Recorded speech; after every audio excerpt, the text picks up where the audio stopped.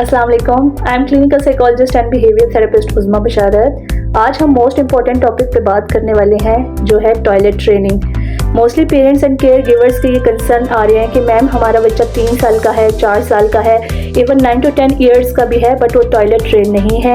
हमें नहीं पता कि हम इन बच्चों को टॉयलेट ट्रेन कैसे करवाएं।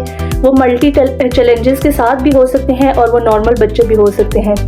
पेरेंट्स या केयर गिवर्स को नहीं पता कि उन्होंने बच्चों की टॉयलेट ट्रेनिंग कैसे करनी है, या ऐसी कौन सी रीज़न्स हैं कि उनका बच्चा वॉशरूम जाने से घबराता है या टॉयलेट में जाना पसंद नहीं करता या वो कम्युनिकेट नहीं करता। तो सबसे पहले पेरेंट्स हमें रीज़न फाइंड आउट करना है। पहली रीज़न ये भी हो सकती है कि हो सकता है आपका जिस टाइम आप अपने बच्चे को वॉशरूम लेके जा रहे हो उस टाइम पे उसको अर्ज ही ना हो, यानी कि उसने वॉशरूम जाना ही नहीं है। दूसरी रीज़न ये भी हो सकती है कि उसको अर्ज तो है but he never knows how to communicate with you, कि उसने आपको कैसे बताना है कि जब उसको वॉशरूम आया है तो उसने आपको बताना है कि उसने वॉशरूम जाना है या उसको नीड है। थर्ड रीज़न ये भी हो सकती है कोई सेंसिटिव फिनोमेना भी हो सकता है। मे बी फॉर एग्ज़ाम्पल जब आप उसको वॉशरूम में लेके जाते हो तो सेंसरी इश्यूज़ की वजह से वो पानी के फ़्लो को बर्दाश्त नहीं कर सकता या उसको वो पसंद नहीं है, इस वजह से वो टॉयलेट नहीं जाना चाहता। सेकेंड रीज़न ये भी हो सकती है कि जिस कमोड पे या बाथ सीट पे आप उसको बिठा रहे हैं वो उसको पसंद ना हो, वो उसको फैसिनेट नहीं कर रही हो, तो इस वजह से भी आपका बच्चा वॉशरूम को अवॉइड करेगा।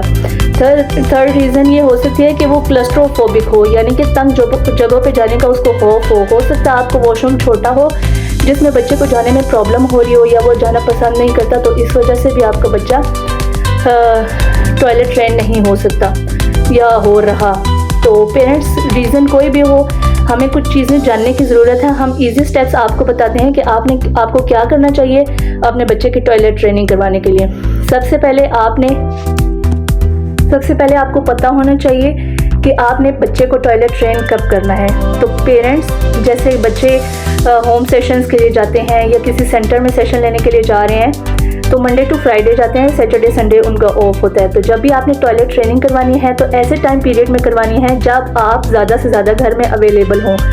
फॉर एग्ज़ाम्पल जैसे सैटरडे संडे बच्चे का ऑफ है तो आपने फ्राइडे को ही बच्चे की टॉयलेट ट्रेनिंग स्टार्ट करवा देनी है और हर 25 से 35 मिनट्स के दरमियान आपने बच्चे को वॉशरूम लेके जाना है और साथ आपने बोल कर कम्युनिकेट करके बताना है इट्स पी टाइम, इट्स पू टाइम, वॉशरूम टाइम।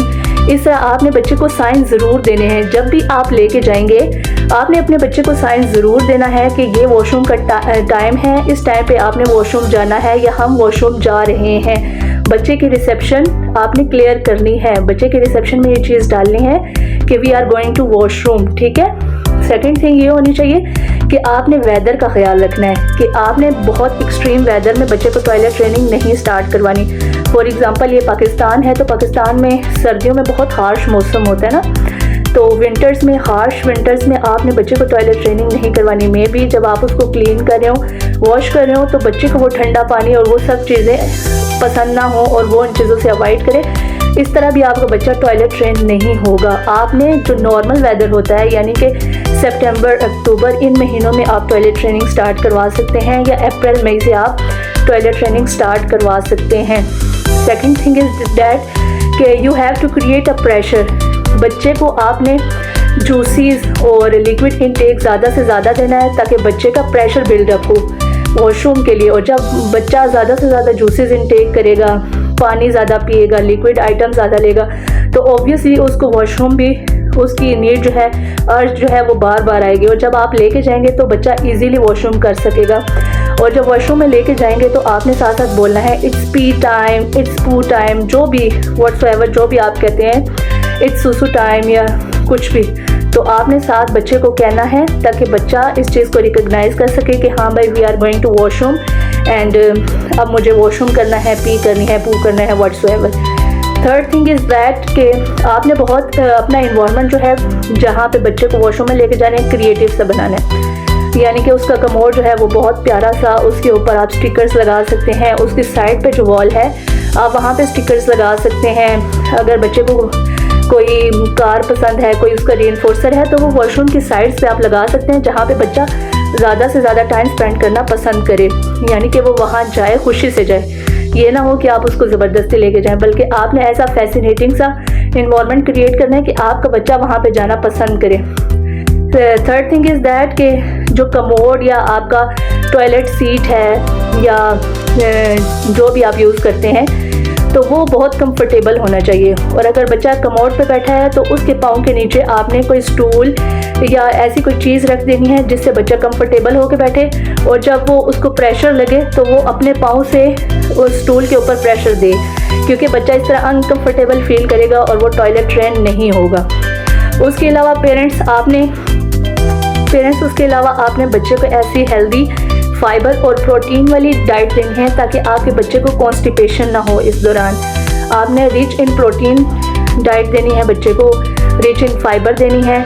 और ऑलवेज आपने जब आपके बच्चे की टॉयलेट ट्रेनिंग ख़त्म हो जाए उसके बाद भी इस रूटीन को कंटिन्यू करना है, क्योंकि मोस्टली ऑटिज़म के बच्चे या मोस्टली जो मल्टी चैलेंजेस के साथ बच्चे होते हैं, इनका इंटेस्टाइनल सिस्टम जो होता है, डाइजेस्टिव सिस्टम जो होता है वो डिस्टर्ब ही रहता है, और ऐसे बच्चों को कॉन्स्टिपेशन के बहुत ज़्यादा इश्यूज आ रहे होते हैं। तो पेरेंट्स आपने ख्याल रखना है कि जब आप टॉयलेट ट्रेनिंग करवा रहे हैं तो आपने बच्चे को लिक्विड आइटम ज़्यादा से ज़्यादा देने हैं और ऐसी कोई भी डाइट नहीं देनी जिससे आपके बच्चे को कॉन्स्टिपेशन हो जाए, ठीक है। हेल्दी चीज़ें दें ताकि आपका बच्चा जो है उसका डाइजेस्टिव सिस्टम भी बेहतर हो, उसकी हेल्थ भी बेहतर रहे। इसके अलावा पेरेंट्स आपने जब आप बच्चे को वॉशरूम लेके जाएं, अगर वहाँ पे उसका कोई रीइंफोर्सर है, फॉर एग्जांपल अगर वो कोई उसका टॉय रीइंफोर्सर है, वो वहाँ पे म्यूज़िक सुनना चाहता है, वो वहाँ पे सिंगिंग करना चाहता है, इवन वो वहाँ पे कोई चॉकलेट खाना चाहता है, कोई कैंडी खाना चाहता है, तो आप वो भी उसको दे सकते हैं। और फिर आहिस्ता आहिस्ता आपने इन चीज़ों को फेड करते जाना है with the passage of time. For example 5 to 6 days जब गुजर गए, बच्चा थोड़ा सा यूज टू हो गया है टॉयलेट में जाने से और वो वहाँ पे बैठने लगा है, तो आपने आहिस्ता आहिस्ता इन रीइंफोर्सर को ख़त्म करना है और बच्चे को नॉर्मल रूटीन एक सेट कर देनी है। और पेरेंट्स आपने ये 1 महीना कंटिन्यूस प्रोसेस जो है स्टार्ट रखना है, इसको आपने छोड़ना नहीं है, और देखना विद इन 15 to 20 डेज आपका बच्चा पॉटी ट्रेन हो जाएगा। इसके अलावा हम विजुअल क्यूज़ के थ्रू भी बच्चे को पॉटी ट्रेनिंग सिखाते हैं, वो हम नेक्स्ट वीडियो में आपको बताएंगे कि ऐसी कौन सी सिंपल टिप्स एंड ट्रिक्स हैं जिनसे हम अपने बच्चे को विजुअल क्यूज़ के थ्रू जो है रिसेप्टिवली बच्चे को टॉयलेट ट्रेन करवा सकते हैं। थैंक यू, अल्लाह हाफ़िज़।